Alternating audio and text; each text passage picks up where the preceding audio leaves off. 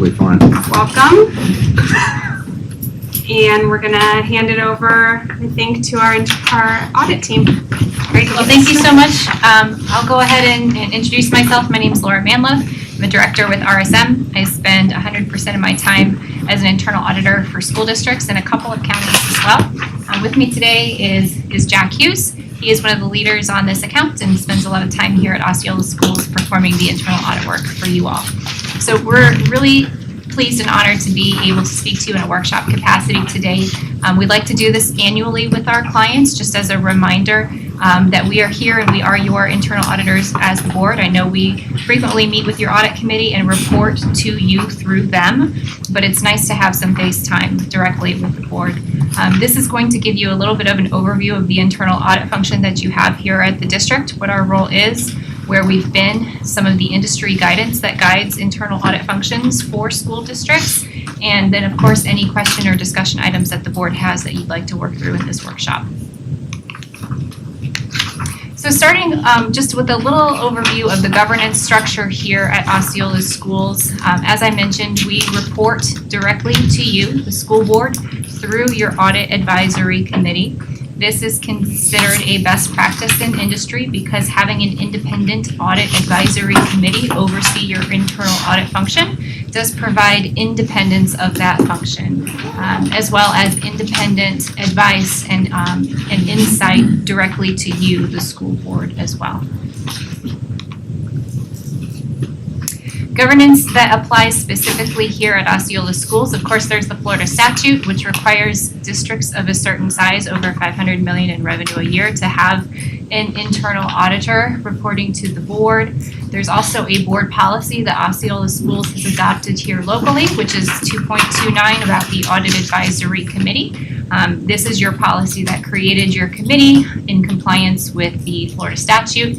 It also directs the purpose and procedures related to the Audit Advisory Committee, which include reviewing findings of reports, management's responses to those audit reports, and just in general keeping up with the recommendations through those audits. I have a question real quick. Because it says there's supposed to be a comprehensive risk assessment. Is that the one that the state does? No, that is our internal audit risk assessment that we perform every year to create the internal audit plan. Right. So, because it says here then every 5 years, then you're supposed to do a comprehensive risk of the entire school district. And so I don't think we've ever hired you to do risk of the entire school district. We've always done like individual audits. We do an annual risk assessment, yes we do, of the entire district every year. That's where the 10 come That's from. where, Yes, that's exactly, where the 10, exactly. Anything else, Mr. Melendez? Okay.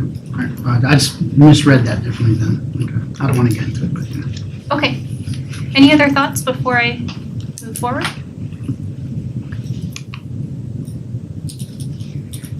The internal audit approach, when you think about internal audit, this industry that we live and breathe in has rapidly transformed in the last, I'd say, decade or two, maybe. Historically, an internal audit function has been really compliance focused, very narrow, kind of a gotcha feel to it, and we've really transformed the industry, especially here, our team at RSM, working with our clients. We have moved away from this traditional approach, which doesn't really partner with you all, doesn't really partner with management, doesn't really support the strategic objectives. It's really just acting as that gotcha.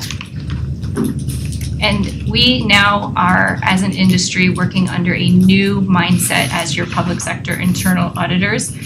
We really see ourselves as your eyes and ears and wanting to work with you all and with your leadership in implementing the strategic plan and the vision that you have for the district. So we want to suggest audits to you that support the things that are important to you, the board members, that also challenge maybe some thinking that can maybe provide some additional insight or some thoughts that hadn't been considered before, and really just be a partner to you all in exchanging ideas, things that we see at other districts that might be working or not working as well.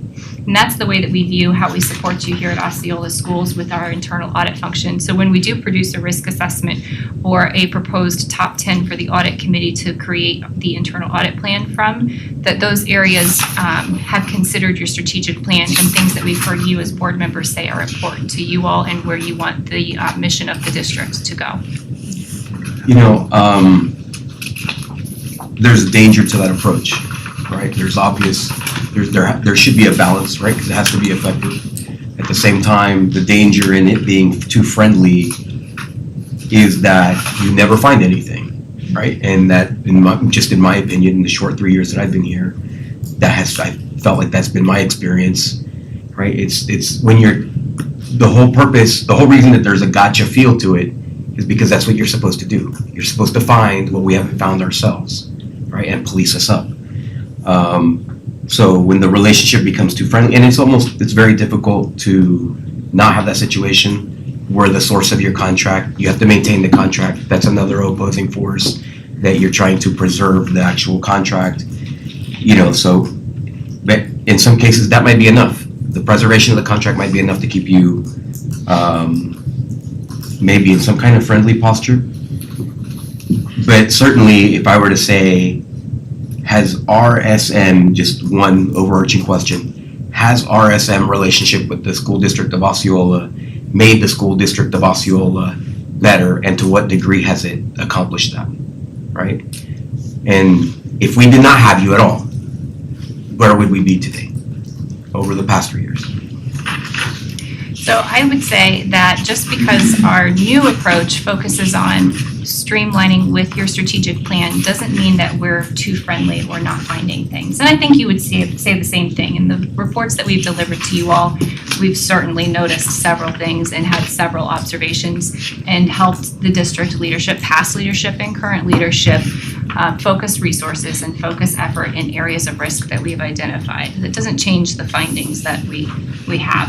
What changes is what are we looking at? So a gotcha feel to it might only be looking for a travel expense audit where things might go wrong in mileage calculations that employees are turning in. A more focused new approach, internal audit function, wouldn't probably use our precious resources as an internal audit function to look at small dollars. We want to go and look at areas that are huge risks where you are very exposed, like our HR audit, which I think was actually your suggestion, if I remember correctly, where we found some really important process improvements through that audit that I would say have improved the district's HR operations significantly. That is a more effective use of your dollars where you're spending our contract fee, providing you better insight than had I spent the same amount of hours auditing travel expense.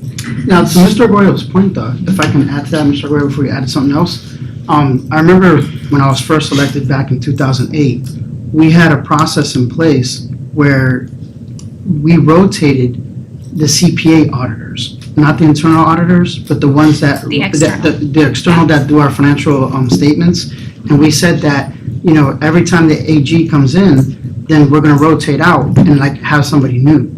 So to his concern, one way to kind of prevent that relationship from getting too close is to sit there and say, okay, you're going to be our internal auditor for every 3 or 4 years, and then we rotate it out to prevent that perception of too tight of a relationship, because it should be external. There shouldn't. That's the whole different. Because even though it's called internal auditor, but in a way, it's us saying, okay, we have confidence that what's being done is truly being done.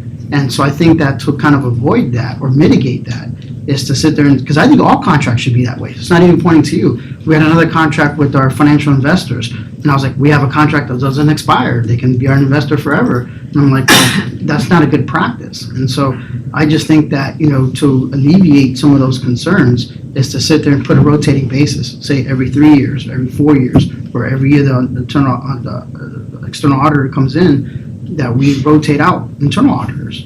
And, that way we avoid even the perception of that. I don't know if that's what you're thinking, Mr. Arroyo, or? Well, I mean, I think it's okay. There's familiarity, right? There's give and take in that situation. The issue was, like, for example, I don't have a super friendly approach. My approach with Dr. Shanoff has been much different than previous. However, it has not been super friendly. That's not the purpose of my thing. It's not to make him happy. It's not to make him smile when I come into work. It's that he's going to work, right? And that's the expectation that we have for one another. I'm going to do my job. He's going to do his job. We're going to make this district better. So I'm not so concerned with anybody's feelings in your approach. My question was, how much better are we after our relationship with RSM? Like if we could quantify it into a percentage, how much better have we gotten in any of these fields? Because even with the human resources aspect, that wasn't friendly. I had to force that issue for us to look into it, right? Why? Because I knew the things that you were going to tell me already. So it really, even before I got here, if you had maybe not had such a friendly relationship with the district, we would have found that out before I ever was elected, right? We would have found out that these were problems because they were so obvious. So if it's too friendly, then you're not allowed to ask the questions. And I'll close with this. The case in point is our audit committee. So last time you submitted 10 things to us, we didn't pick any of the high value items from that list. There was no high target value items that we chose, and we chose something that was totally unnecessary for you guys to spend your time doing. And why was that? Well, you understand the audit committee is chosen by us as well, right? Like that is a checks and balance that is within the system. That's actually not a checks and balance. That's not by design. It's basically you are creating what it has done in effect is to take the buffer of responsibility off of the school board members, and now we've put it on somebody else to take the buffer off, because it doesn't happen here in a school board meeting, happens in another meeting upstairs and whatever, and those meetings are not nearly as consequential as this one is. So it's easy for us as an elected person to say, let's approve whatever they said. So yeah, of course, but if we had to decide here on the dais what we were gonna do, then it would be much more responsible, much heavier responsibility on our part. Which, I'm convinced that we should do that. Now, I agree that they have an approach, but I think that maybe, which I took that note, our audit committee should have maximum terms of 2 years. The vast majority of the people on that audit committee have been there the entire time I've been elected, for 3 years or more. With the exception of the people that I put on there, and you. I've had 2 different members on the audit committee who I've appointed. So they have not been there for my entire, well, I'm in my second term, You're in right? your second term. So they're linked to your term. I'd like to see how long each person has served on that audit committee. I would like to remind the board that an internal audit function is supposed to be functioning differently than an external audit function. There are reasons, and I know you're familiar, but I'm going to say it anyway. The external auditors are encouraged to be rotated on a regular basis because you want that fresh perspective and those fresh eyes when you are auditing financial statements, and to prevent the too close vision. I understand that, but an internal audit function's role, just academically speaking, is to be part of the organization and be the independent, side-armed piece of the organization that helps identify risks that maybe those who are leading may not be able to see because they're in the day-to-day. And so when we are coming in to any client and working as an internal audit function, if you rotate whoever it is, if it's an internal auditor, an employee, or if it's another firm that you've contracted with, rotating that on a regular basis really disrupts the learning of that position, whoever it is, and does not allow your internal auditor to deeply understand the organization itself. So it does need to be handled slightly differently. I also think you have a good point. Fresh perspective is important in an internal audit function as well. I know at a firm the size of ours, we do rotate team members. Jack has served there. I've probably had 12 other Jacks before Jack working on Osceola schools. But then you have continuity with me. I know your history, I know your background, I know this organization, but you have fresh perspective. The ones who are actually doing the auditing have not been here as long. So just wanted to paint that picture a little bit. You do bring up a good point that I admit that I wasn't thinking when I first mentioned it, is you're right, the internal auditor, the state statute allows us to hire somebody. Yeah. We just chose not to hire that employee and chose to contract it out. Similar with the lawyer, we're allowed to hire a lawyer, but we chose to contract it out. We decided to have that internal. So you're right. So if we had hired an internal auditor full-time as an employee, theoretically speaking, that person would be rotated. They'd be a full-time employee to constantly be an internal auditor. So I will stand to correct what I said earlier, and I'll do, because I was quick to mention it, and now that I thought about it, so you're right. But then I guess what you're saying is that then we really don't have like an external auditor, because the external auditor just looks at the financial pieces, the financial statements are good. We don't have somebody actually looking at the processes and procedures to make sure that is good. But that's what me. they're doing. Yeah, Internal that's audit me. looks at No, but it.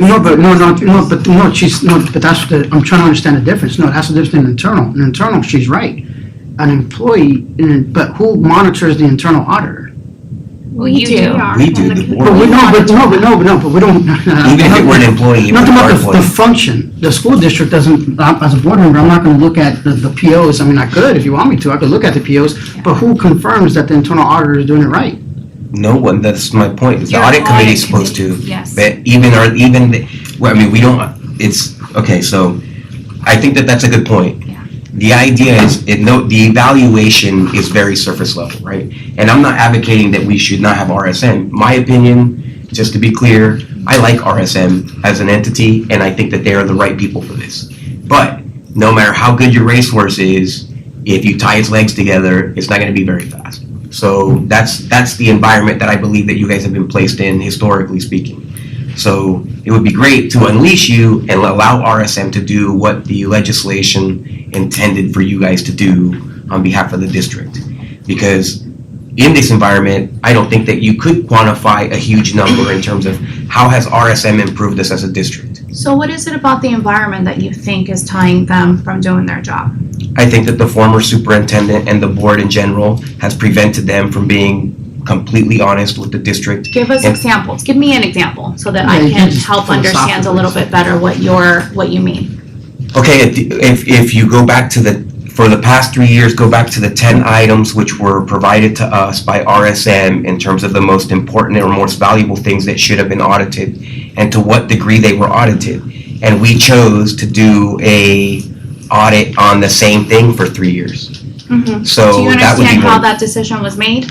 I do, and I don't want to rehash it with you, of course. But the issue But that, What I'm saying, Hold on. so if I want to give me you. 1 second, because I'm not trying to challenge you, I'm trying to try to see what your argument is. It Okay. sounds like what you're saying, may I finish?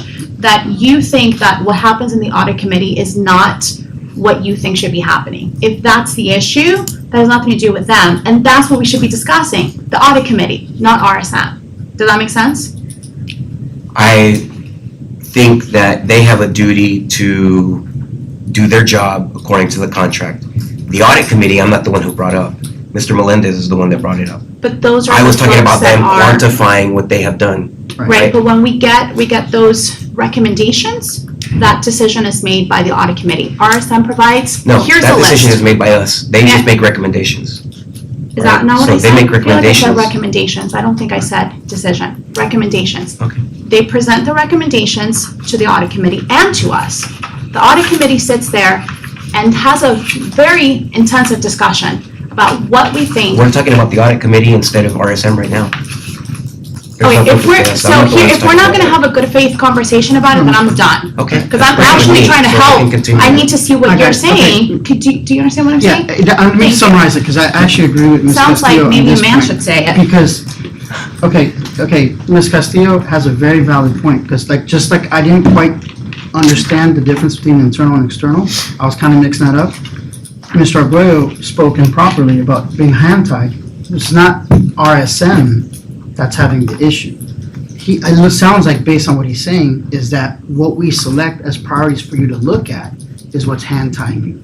So it's not that when we say, hey, RSM, do an audit, I believe the audits are being faithfully executed, because I have seen recommendations and I have seen findings. So I don't have an issue with RSM when you're engaged to do something.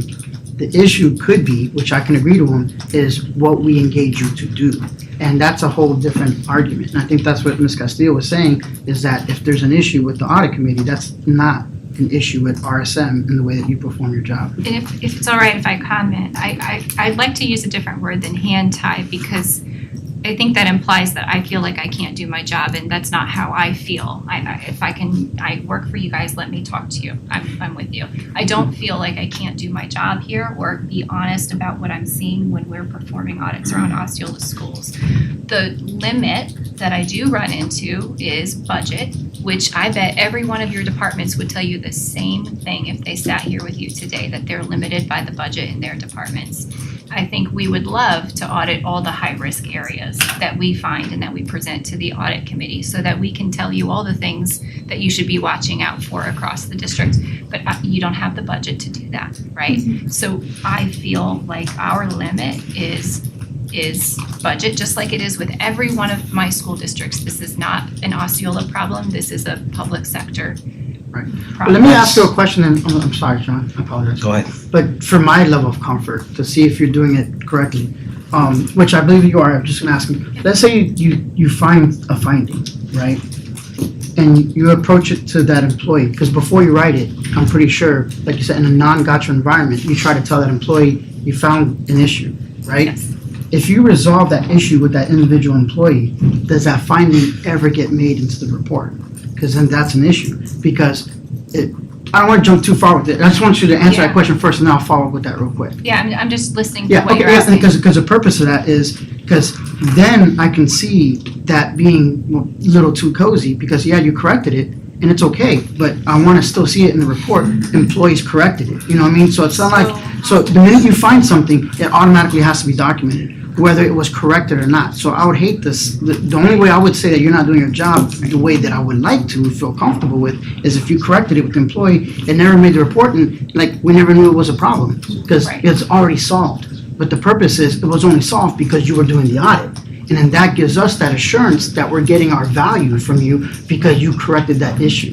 You know what I'm saying? Yeah. And now, it's not us to discipline people and, oh, you did this wrong, that's a different story. But to me, that would give me a degree of assurity to know that you're doing your job right. Every time you find a finding, are you still putting on a report? Or when you resolve with the employee, are you just kind of like letting it go and not putting on a report? So I'm going to use an example because I think stories tell the story better than me using anecdotal words. P-card audit that we just issued to you all. And again, my responsibility is to you and the superintendent to let you all know what's happening out in the district and let you know where we see areas of risk. When we're conducting our P-card audit, we're going through and testing P-card transactions. I'm looking at how approvals are processed. Are they being processed appropriately? Is the district doing their responsibility and checking what GL accounts are being posted against, et cetera? We're going to have questions while we're looking at the support documents. We're going to pull things out of your system and read and have questions. And that initial list of questions doesn't mean it's a finding. It means there may be another piece of paper I didn't know existed that the district has to go point me towards so I can pull this down and answer some of my own questions. If I report back to you every question that we came up with while we're sorting through all the documents, that's not very valuable information to you because I'm able to resolve some of it as we continue working through. But at the end of all that process, once we've looked through all the documentation, we've brought it to management, like with P-cards. We've had the discussion about, hey, you told me that I was going to be able to find A, B, and C on the server. It's not there. I see this as an exception unless you can tell me any other place that this might be. And they will usually agree at the end. We come to some sort of agreement on what the actual exceptions are. There's nowhere else to send RSM. There's no other documentation to provide. There's no additional information. These are the exceptions. That is what I report through the superintendent and then of course through the audit committee and to you all because that's what you want to know. You don't want to know the 100 things that I ended up finding along the way.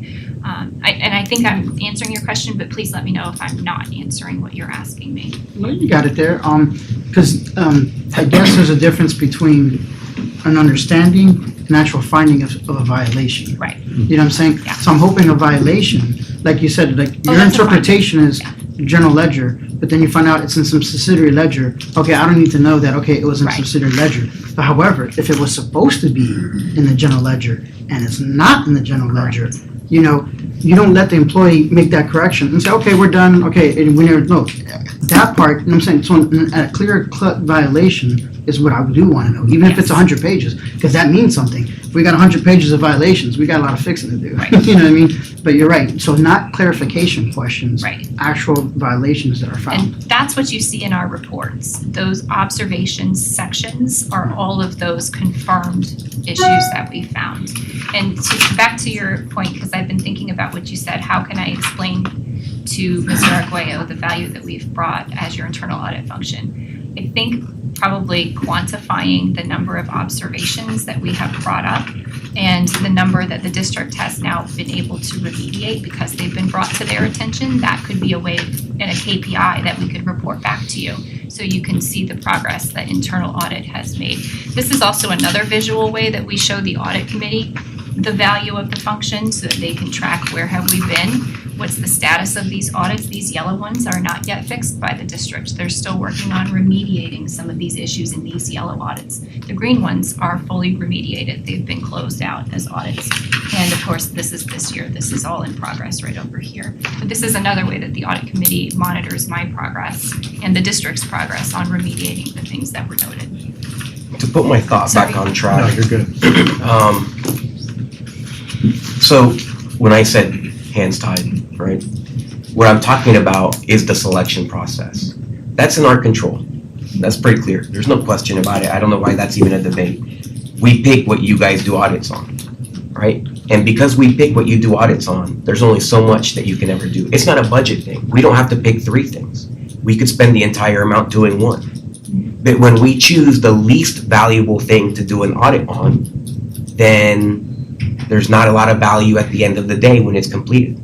So we had suggested previously, I had suggested specifically, that we should have taken what you guys were doing an audit on this year and put it in a line item on the budget so that they could do that every year from whomever they like, whether it's you or another vendor, right? And then use our internal auditor to go and do internal auditing things, not always checking our technology or something that we know that has to be done every year. So for 3 years in a row, we're executing a very similar plan. It's wasting one of our items and we're spending the money doing that, right? So We do have a line item for IT, is that correct? Well, that's what I was gonna say, didn't we Of course we have a line remediate item that for this AT. No, we have a Yeah, line item don't. specifically for the auditing of IT as you requested, is what I'm trying to Okay, clarify. then, so then is RSM doing that from now on or no longer? They're doing it. Okay, We so remediated that that this year. was, so we did that for how many years did we do it? 2 years out of the 3 years, right? And it was on the list to do it the 3rd year as well. So there was one person who said, don't do that, let's put it on the budget. One person agreed with that item, and that's why it's no longer there. But that would have been a limitation in terms of the budget and the resources of RSM to do further internal auditing. I don't know why that's dispute, right? It's not Just a like dispute, it's just for me, I just feel like, I don't understand what your issue is because you literally just said, you requested and you did, and we agreed that should have been taken out of the budget. And it was, so that he can do his own audit and we can get resources somewhere else. So exactly what you're saying that we're not doing is listening to I'm the not saying that we're board not is doing that. exactly what we are I'm doing. saying that we did it because I had to create the issue that it existed. So when we look, we're gonna get the report from RSM that tells us the top 10 things again. Are we gonna put the top 10 least valuable things, or are we gonna pick their highest priority? That's the question. That's the hamstring. Can I just correct one piece of information? So the top 10 list for this year, the 3 audits that ended up being chosen were number 1, 3, and 6. So the board did choose 3 items from the top 10 list that were the number 1, the number 3, and the number 6 was this year's. I think it's valuable for everybody to go back to the meeting where we discussed it last, so that you can hear the commentary, and then I think you may understand the But point I that I'm think there trying to was make. commentary made that was inaccurate then, because I followed up with Sarah after that meeting asking, what order did we select those in? What did we choose? And what we chose were exactly what So she what said. was I number said, one, did we Sarah? pick the top incident that needed to be reviewed? And she said yes. So number 1 was safety, security, and emergency management, physical site assessment. That's 1. Number 3 was IT risk monitoring. And number 6 was the whistleblower hotline. I have it on page 11 for you all in your packet. So, And I'd like to clarify, our top 10 high-risk areas are not in a particular Right. order. They are all high risk, and it does come down and to priority. they're valued by what priority you put them by most number of severe. No, They're she said all they're not. high risk. Every one of those top 10 is high risk. I would not say that they're in a particular order. I think the order Yeah, comes 3 down is to the not more than priorities 7. of the board. And I remember I voted against that because I said physical security, we do physical security on our own. But to John's point, the IT was part of the IT. So 2 to 3, I get your point, but I guess, Can you Yeah. can you explain But it's what not- information technology IT risk That's why it's management important to go is back to the versus the auditing that we were doing before? How did that change this year Sure. based on the conversation we had on the board? Sure, so last year, I believe it was at your recommendation, the board allocated additional budget towards auditing in the IT department so that Pete could contract with a separate vendor to do penetration testing. And whether you're paying us to do it or you're someone else, as your internal auditor, I'm fine. I just wanted the district to be monitoring penetration testing risks, so we're good. But we are not going to be doing that penetration testing going forward in this audit plan. So it is not up there in the top 10 risk, to your point. It doesn't mean that your internal auditor shouldn't be looking entity-wide at the risks and suggesting entity-wide areas of risk to you to audit during the year. They are all internal audit related areas. So in an IT area, we did have number 3, information technology, IT risk monitoring. The district is going through a lot of change in IT, right, Pete? A lot. We have, an implementation that we're talking about. We have penetration testing that Pete is setting up with a new contractor. So we wanted to be able to provide the audit committee and the board with just a third-party view of how those changes are occurring in IT and be available for consultation or to raise a red flag if we see something going wrong that we think that you need to know about. So the IT risk monitoring is consultative and it is 50,000-foot view, kind of a lens of the change environment going on in IT. It is not a specific deep dive audit like a penetration testing audit would be. Am I answering your question, Ms. Castillo? Yeah. Okay, That wasn't for me. I specifically asked for that oversight. yes. I want that oversight. I want that other set of eyes. I remember that He conversation. wants to phone a friend.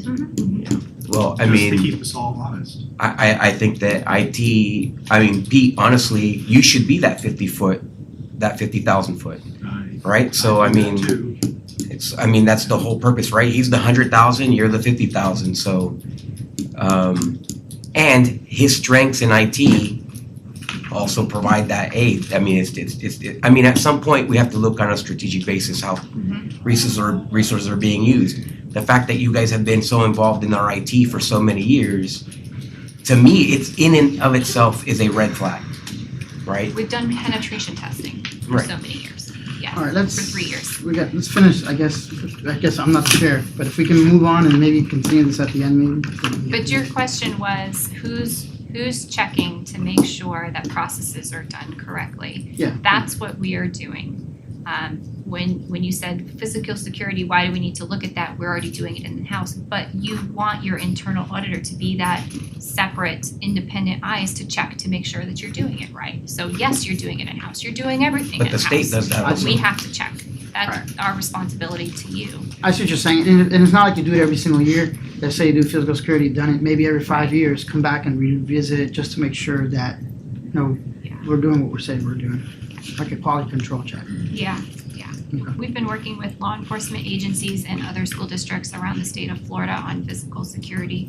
And so we've been able to share some best practices and some thoughts with. Right. with But my only Lester. concern about the reason I brought it up was I wanted to kind Yeah. of be the neutral person here. I can see both parties, you know what I mean?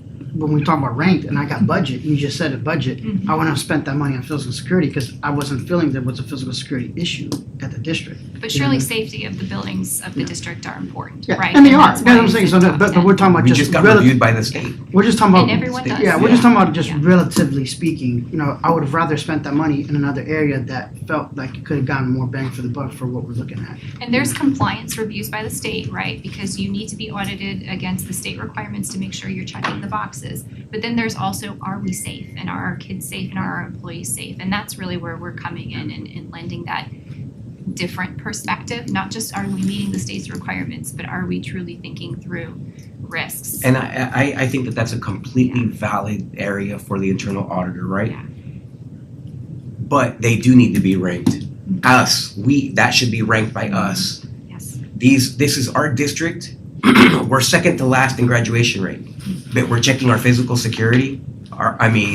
There's a problem, and it's not the fact that you guys aren't doing your job well in what we give you. It's that apparently nobody here knows what our own weaknesses are. Nobody can give ourselves an assessment based on how we are valuing what our service is or what our commitment is. We have a constitutional duty to educate kids. Are we doing a great job? Not necessarily. What has internal auditor been doing? Working on IT. So, there's several things here that are going on, and when you put them together in a basket of fruits, it looks like, who put all these leaves in the basket? Where's the fruit? So why is that? At what point do you acknowledge that that's happening? So that's my overarching point. People can argue, but at the end of the day, we're graded by how well we're educating kids. And you guys aren't focused on those areas for us. We could be. I agree. I think when we perform our risk assessment, we do consider all of the points that are important to the district's strategic plan and consider what we propose as the top 10. Would it be helpful if I walked through, I'm not sure, if I walked through the slides on how the risk assessment and proposed internal audit plan is conducted, or do we feel oriented on that process? I think I like to see it. Okay, Thank you. I want to be respectful of the board's time. I'm going to start here on slide 8 and talk a little bit about our risk assessment, which we've already kind of been speaking to, but just to recap. Our risk assessment is a process that we perform every year. A risk assessment is required of any internal audit function. It doesn't matter if it's an outsourced firm or if it's an in-house employee. If you have an internal audit function, IIA industry guidance requires that this be performed every year. And this is the process where we are identifying those areas of relatively high risk that should be addressed by internal audit for one reason or another. So when I'm talking to you about risk and areas of risk in the district, to Mr. Arguello's point, I'm not just talking about financial risk. I'm not even just talking about compliance. I'm considering public perception. You all, of course, as a school district, operate in sunshine, and it is very important that we are transparent with taxpayers and understand the needs of the community. So public perception is absolutely a risk as well. Performance risk, just how are we executing on the strategy and the strategic plan of the district, is a huge risk factor as well.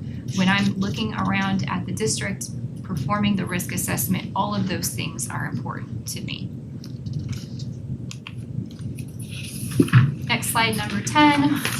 When we are mapping out these areas of risk during our risk assessment, we put them into this quadrant over here. You can see it measures risk by the level of impact, which is on our y-axis, and by the likelihood of occurrence, which is our x-axis.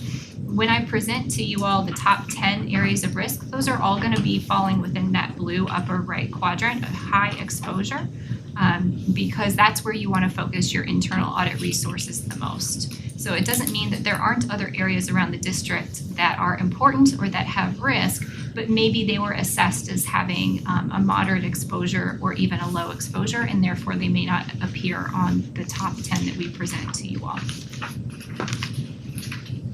And I know I already brought this up before, but slide 11 is the last risk assessment that we performed. We proposed the top 10 high areas of risk to you in the audit committee. It's listed there. We've already talked through that in some detail, so I won't cover here too long. Can I ask a question there though? So back to Mr. Arguello's comment on the graduation rate and doing an audit of something like that. Can you provide an example of something you've done in another district that would affect some sort of academic part of our strategic plan? Yes.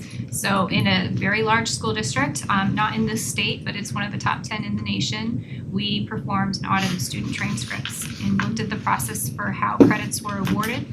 Did it comply with their state laws? Did they actually have evidence that work was performed for the credits that they were awarded, and was it all in the student's file? And then we looked at the credits overall for the diploma or the certificate that the student was awarded, and did it meet the criteria in the end for that certificate or that diploma, directly within the vein of education and the mission of educating students for that district. So that's one off the cuff example of an audit that we could perform. Thank you. We did find things. Thank you. Right. And I guess one high-risk area, I don't know if this is the appropriate time to talk about it, or if you want to talk about it later, because I know another area that's been bubbling up, or if you want me to speak to you. Yeah. Another one is our real estate transactions. You know, we have a real estate broker that, you know, we had a discussion before as a board, you know, do we need to just make it sealed bid versus open out?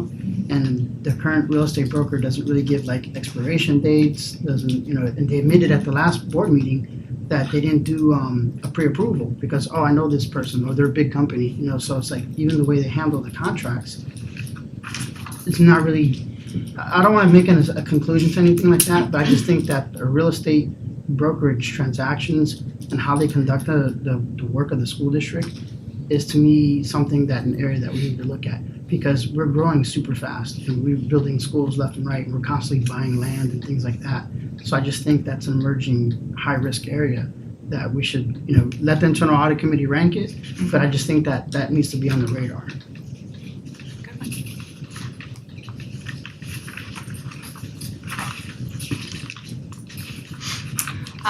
The next slide is a placeholder for our audit universe, which you have in front of you. It's the spreadsheet that I held up earlier. This is where we're tracking where we've been as an internal audit function and the status of all the audits to date.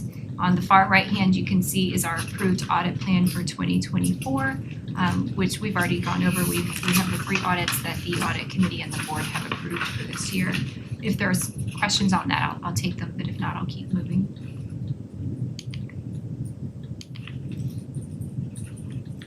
A little bit about our internal audit process overall. If we start at the upper left-hand side where we identify the audit areas, which we just discussed, we move into the phase where we start performing the work, which is where we're at right now for fiscal year 24. We are performing all of the audit work that we've been asked to perform. After we perform the work, then management will respond to the audit. You will see management's response in every one of the reports that we issue to you, so you understand what management's plans are to remediate the issues. The superintendent always sees every single report before it's finalized, just to make sure that you agree with management's responses and that you're okay with the plan to remediate as well. The final report is then issued and it is given to the audit committee. I come before the audit committee and present the report in detail. You actually have an excellent audit committee. They ask a lot of questions. They are very engaged and they come from a pretty diverse background. So sometimes their questions are different from each other's, which is great. It makes it for a good committee when you have a mix of backgrounds and not just from one particular industry or another. We begin follow-up about 6 to 12 months after the audit is issued, and that's because management needs time to remediate the issues that are noted, and we also need time for a new population of transactions to build up that we can test. So you will usually see us come back in front of you with follow-up on that particular audit 6 to 12 months later, and we tell you what's still open, maybe what management is still working on fixing, and what has been closed. Maybe management has made progress and we came back out and tested it and confirmed for you that yes, it has actually been remediated. And that's the cycle that will continue each year. What's really key for us to be a successful partner to you all is communication. That's why I greatly appreciate that you have this workshop with me every year and my team so that we can have open and deep communication about the internal audit function. We want to, of course, meet expectations of the board. We also want a great relationship with management, because if we don't have a working relationship with the superintendent, we are not being brought in and consulted on areas of risk around the district. So we're better as an internal auditor for you all if we do have that open line of communication with the superintendent and his leadership team as well, and we are part of the conversation when things happen or there's something that they notice. So we appreciate that with their team as well. We leave behind the gotcha factor. Again, it's not about surprising and gotcha. It's about providing value and being a partner to you all as you leave this district. Our goal is no surprises. We never issue a report that any member of management or the superintendent hasn't seen. I can imagine if you work and you run a business, you would feel the same way. You wouldn't want someone reporting on your business and you haven't seen that and had a chance to respond to the auditor about it first. Exit conferences are key for that, just to make sure we have all the information correctly and didn't miss a document or miss a piece of information that actually existed that we didn't find. So these are keys. Oh, go ahead. To be honest with you, I really like your methodology, but I don't like the fact that you leave behind the gotcha factor in there. I understand the purpose of it, because I believe that if everything else is conducted in a professional manner, then gotcha is not such a big deal. You know what I'm saying? Because at the end of the day, I kind of want gotcha. You know what I mean? I want like, hey, I found something. I want the intent. So I don't want it to be behind the gotcha factor. No, I do like communication. I do like setting timelines. I like no surprises. I like an exit conference. Because if you treat people professionally, then it won't be a gotcha. Because the purpose of the internal audit is to find something, if something's there. And I mean, if there's nothing there, there's nothing there. But I don't want it to be so, it could swing, the pendulum can swing the other way. If you're so cautious, I hate to use Arguello's words, but you want to be too friendly, then it's kind of hard to do your job. Your job is to do your job. But if you're professional about it, you communicate it, you ask for clarification. So to me, that's not the gotcha factor. It's, hey, was it the general ledger or was it subsidiary ledger? Okay, you know, you could be friendly. So instead of gotcha friendly factor, you can say professional when discover something. You know what I'm trying to say? Or you know what I'm saying? I'm sorry, go ahead. Okay, no, that's it. That's about it. You got the gist of it. I want to make sure that we're not confusing the word gotcha with the word independent. We are still always and foundationally an independent function, right? I mean, that comes back to my core mission at RSM. I would not be fulfilling my firm's mission if I was not independent. We are independent here at Osceola Schools. A gotcha factor to me is when I was giving the example of the P-card audit and we're going through the documentation and found maybe 100 pieces of documentation were missing the first go around. If I was a gotcha auditor, I would end right there and report on that and say, look at all this stuff I found, board. I found 100 things that were wrong. And I didn't take the next step to have the conversation with management to learn that the next set of documents were actually over here and answered half of my questions. That's the difference between a gotcha mindset and a value-added internal audit function. In no case does that mean that I am not independent and am not approaching an audit with an independent mindset. Yeah, I think in that example, the first scenario is just not being good and not being professional. The second is what we would expect. Yeah. Right? I mean, that's not a gotcha. Gotcha, I think that gotcha is like a surprise ambush to somebody who's not prepared for that issue. Everyone here, everyone at the district should be prepared to be evaluated or respond or reviewed at any point in time because it's nothing personal, right? It's not something like if any department chair, I would imagine that they would be okay with you doing your job. It's not gotcha, and it's not to hurt anyone. Nobody wants to hurt anybody here. This is all about we have a duty. In order to fulfill that duty, we need to get better, right? So the part that I think what people are translating into gotcha is the actual the value that you do add, which is you find where we can improve. That's the opportunity for improvement. That's not gotcha. There's no gotcha about it. Right. I would hope that any one of our professionals would be like, you found a way that we can fix our issues here, and this is worth this problem. Absolutely. You know what? I wish I had been smarter and I learned that before. We spent 10 years not taking advantage of that knowledge. Great. Does it mean that everybody's going to come down on anyone? No. It just means that's a fantastic opportunity for growth. That gets translated into better education. I think that gotcha issue might have been something that is previous administration stuff because the culture wasn't one. It was one that was allergic to bright light. That's all. The sunshine. And I don't want to be. I don't want to have that identity. I don't get the feeling that our superintendent wants that either. You can see how he was in agreement. Well, he found the area of an improvement. He got excited about it just from the words. Yeah. And I think that's the kind of district that we want to be. I mean, I wouldn't worry about anyone here, and I hope that no one here would think that anybody would be interested in the gotcha moment. We're interested in the improvement moment. Create a culture, instead of leave behind gotcha factor, I'd rather see the bullet point be create a culture of continuous improvement instead, and shift the mindset. Because we keep saying gotcha, like you attract what you think about too. So gotcha, and it's like this negative stereotype. No, it's about continuous improvement. So if I had an opinion, that's what I would change. I would sit there and create an environment of continuous improvement. And continuous improvement, people expect that that finding to help them do their job better. I love that phrase. And that's I pretty. think it's all about interpretation. I don't know. Pardon me? I think it's all about interpretation. I think you highlighted in the beginning of the presentation, an old or previous way that a lot of auditors functioned were in the gotcha mindset, where people maybe felt like, oh, I'm being reviewed, they're going to find something, it's going to come down on me, I'm going to get and that you're working in a different function is what. So I think it's all an interpretation of the verbiage that was used. Not gotcha.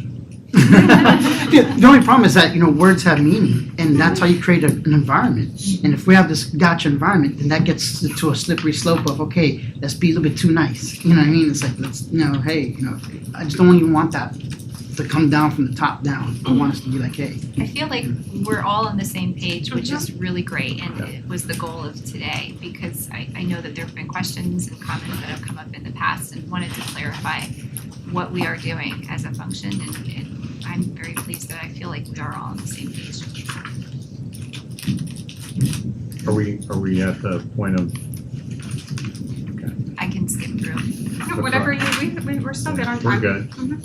Okay, lastly, just wanted to kind of report back to you all that in every internal audit that we are performing, we are thinking about fraud risk as well. The Association of Certified Fraud Examiners has a symbol that they use. It used to be a triangle, now it's a diamond. I'm going to tell you why I hate the diamond. The old version, it was inclusive of a pressure side, an opportunity side, and integrity side. So does an employee feel pressure? Do they have the opportunity because maybe the processes or the controls or the oversight are lacking? And integrity, is there a gap or a lapse in their integrity and there's an opportunity for them to make a bad decision? Those three things combined create opportunity for fraud to exist. Today, they include a side called capability. I choose not to like that side very much because I feel like the second you start to consider whether somebody is or is not capable of committing fraud, you are not thinking objectively about that person. So our teams tend to go back towards the triangle when we are thinking about fraud risk in any internal audit. So this does not mean that we are engaged to look at fraud at Osceola schools. There is a difference between conducting a fraud examination and conducting an internal audit. This does, though, mean that when we're designing procedures and reviewing supporting documentation, if we see things that aren't adding up, we are considering whether or not there's a fraud risk involved. So just wanted to clarify how this plays into the internal audit function. What happens if a fraud risk is identified? Well, we usually have conversation with general counsel to understand what's happening. If necessary, we also speak with the superintendent because sometimes you want to go to general counsel first. They're independent of management. And we collectively have to discuss the general counsel, the internal auditor, and the superintendent. Where do we go from here? Whether we contact law enforcement, how do we notify the board, what steps need to be taken based on what we've seen to date and what the law allows for, and maybe sometimes what law enforcement recommends as well. I've unfortunately had some of these certain scenarios at other districts, haven't had it yet at Osceola, but we are familiar with this process.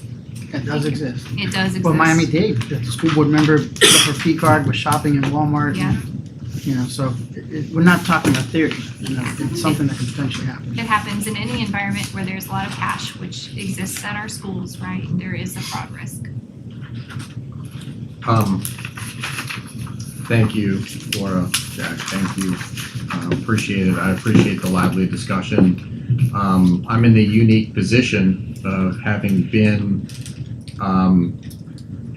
under audit at Volusia and worked with RSM very closely when both maintenance, transportation, student nutrition services, gosh, it was pretty much the entire operation. Gotcha, Shanoff. Yeah, Gotcha. exactly. So it was basically all of our functions, and it was a process. But I felt like over time we were able to mitigate a lot of the risk, put new processes in place because we were able to lean on RSM about how certain tweaks within how we did things would avert the risk that the board was so concerned about at the time. Fast forward to my time in OCPS, and I walk right into IT, and we're always audited in IT. And but it was a full-time internal auditor and the internal audit team that had various facets under audit of the IT operation, most notably around network security and identity security. Okay, I've experienced both. Now in a superintendent seat, really going back and looking here, first thing that we need to do as staff is tie up what is still yellow. So we will go back and we will determine what is still outstanding relative to the follow-up, so then we can get ourselves to green and close these out. To me, having these linger is kind of it's nerve-wracking for me, all right, because it means that the risk has not been, the loop hasn't been closed on the risk. That for me is an issue. I really appreciate what was said at the table today relative to progress and improvement. I think that there are things that we're going to constantly be chasing here, but never actually arrive. And I think that Mr. Thorne's shop is a perfect example of a very dynamic space that will always kind of be ahead of closing the circle on risk. So I like the idea of valuing progress towards mitigating risk and valuing that and improving our posture there rather than constantly chasing perfection, because the idea of chasing perfection, one of two things happens. Either you never really handle the root cause of the risk because you're only looking towards an end, or God forbid you start getting into this. People cheat to make them look With good. correct, exactly. And that to me is, that's a hard stop. And when the buck stops with you, or me, when the buck stops with me, that to me is that is something that we have to take very seriously. So we start here with what's in yellow, and then we continue to work towards what's next. I will share with the board that I sat in the audit advisory committee meetings. I provide my 2 cents. I provided my 2 cents before. If at any point the audit advisory committee or the board would like to hear from me relative to areas that I see that have been previously identified as high risk, I'm certainly willing to go ahead and express that. All you need to do is let me know, and happy to do it. And the last thing I will say is that our staff that are in here and the staff that work under them, everybody is available. And if at any point we find that the process is not moving along with the cadence that that is required, I always want to be engaged in that. Now, one thing I would like to do though is because sometimes we can try to predict what are those areas of high need and we kind of rank them that way. I think it would be interesting to say at the end of the year, we're not your only school district. Give us like an annual summary of like what's happening in the state of Florida. Because I happened to read the news article and I knew that P-card, the school board member was doing that. But you know what I'm saying? It's like not too many people are unique. If somebody else is having problems, then we're probably gonna have that problem later on in the future. So I just think it would be neat to have like an annual summary to say, hey, these were the common findings throughout the state of Florida, bum, bum, bum, bum, bum, you know what I mean? And that way the board could kind of review that when we do our relooking at it and say, what areas do we want to look at? Hey, wait a second, there's a trend in school bus I don't know, I'm making something up, you know what I'm saying? That's the whole point. You know, I don't wanna just predict what I think is important. I want some empirical data of what's going on in the state of Florida as a whole, and what are the areas that other people are finding. So that's baked into our process, the risk assessment that filters out all of the things and creates that top 10. We are filtering by what's happening in the state of Florida. But if you would like a deeper visual into that process, we can provide that. Yeah, just like a summary. You Sure. can say, hey, here's the top things in Florida that's happening. Physical security is one example that came out of other rumblings and other Office of Safe Schools looking into other districts and created a little movement around the state. And that's a great example of one of those trends. I think it's really important that the internal team here knows. I mean, he doesn't take it personal. He thrives, under the flashlight. So for any of the leadership team, nobody should take the process personal. The enemy is not on the inside, right? The enemy is complacency. The enemy is sometimes fatigue. The enemy is sometimes culture and habit, right? The enemy are those things. It's not it's not any individual within our district. And everybody knows already, you said, as long as you're doing the right thing, then it doesn't matter how much room for improvement there is, that doesn't look bad on you. The discovery makes you look good, right? And let's take advantage of it. So, I mean, I don't want that. I hate the idea that somebody's going to be so adverse to improvement that they feel like they're that's personal stuff, right? That's a lack of maturity. That's a lack of professionalism when somebody can't take critique. And we think we've all worked with people like that. Everybody's always, we all know people like that. Take the beating, move on, take the improvement and the beating from the life and the situation, not from another person, right? Like the beating is the job, right? Where you're constantly working to improve and you have life and everything else. The internal auditor coming to town is not a pleasant idea, right? But it shouldn't be personal for you and nobody should feel at risk as long as they're doing the right thing. So, I mean, I don't think this is not an exercise in sensitivity, is what I'm saying. Do your job and do the best job that you can for our sake. Well, thank you, Dr. Shanoff. You and your team are always very open and transparent with us, and I appreciate the partnership that I have with you and your staff. Likewise, thank you. Thank you. This workshop is adjourned. This is the only one, right? There's no. There's not another one. There better not be. I have no time. No, we have a, Facilities, right now. Not prepared. no one wants to listen to Mr. Sharma. My feelings are hurt. So we do have some administrators to meet.